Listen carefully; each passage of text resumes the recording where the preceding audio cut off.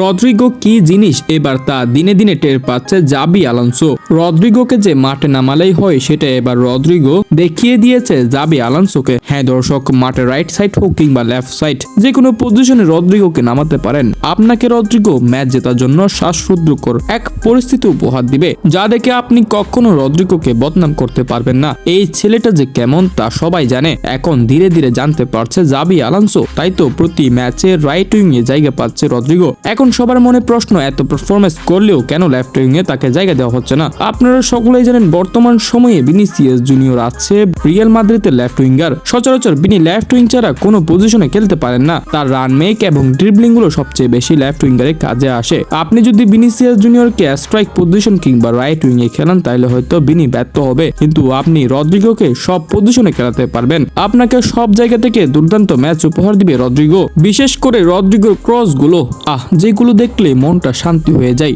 Real বেটিসের বিপক্ষে যেন মাপা শট করেছেন রদ্রিগো। একদম রিয়াল বেটিসের ডিফেন্ডারের মাথার উপর দিয়ে গার্সিয়ার কাছে গিয়েছে বল, ঠিক ওইখান থেকে গার্সিয়া ফিনিশিং করে। কিন্তু গার্সিয়ার ফিনিশিং এর সবচেয়ে বড় ক্রেডিট হবে রদ্রিগোর। এছাড়াও ম্যাচের মধ্যে একাধিক চান্স ক্রিয়েট করেছে। এই ছেলেটা রাইট উইংও যেন ড্রিবলিং করতে প্রস্তুত। সচরাচর যারা ডান পায়ে উইঙ্গার তারা লেফট উইং ছাড়া কোনো পজিশনে খেলতে পারে না, কারণ বাকি পজিশনগুলোতে তাদের ডান পায়ে ড্রিবলিং গুলো বেরিয়ে আনতে পারে না। তাই যারা ডান পায়ে তারকা তারা সচরাচর লেফট উইং এ খেলে থাকেন এবং বা পায়েরা রাইট উইং এ খেলে থাকেন। এতে তাদের পারফরমেন্স গুলো নিখুঁত ভাবে বেরিয়ে আসে। কিন্তু রদ্রিগো ডান পায়ে তারকা হওয়ার পরও সে রাইট উইং এ খেলছে দুর্দান্ত ভাবে। ডান পায়ে দাঁড়িয়ে তিনি রাইট সাইডেও ড্রিবলিং করছেন। তাহলে এই ছেলেটাকে আপনি কিভাবে পিছিয়ে রাখবেন? জাবি আলোনসো এখন নিজেই বুঝে গেছে রদ্রিগো কি জিনিস, তাই প্রতিটি ম্যাচে রদ্রিগো চান্স পাচ্ছে। রিয়াল মাদ্রিদের আগামী বিগ ম্যাচ আছে অ্যাটলেটিকো মাদ্রিদের বিপক্ষে, যেই ম্যাচের শুরু থেকে আমরা রদ্রিগোকে দেখতে পাবো। আশা করি রদ্রিগো ওই ম্যাচেও নিজেকে প্রমাণ করে ছাড়বেন।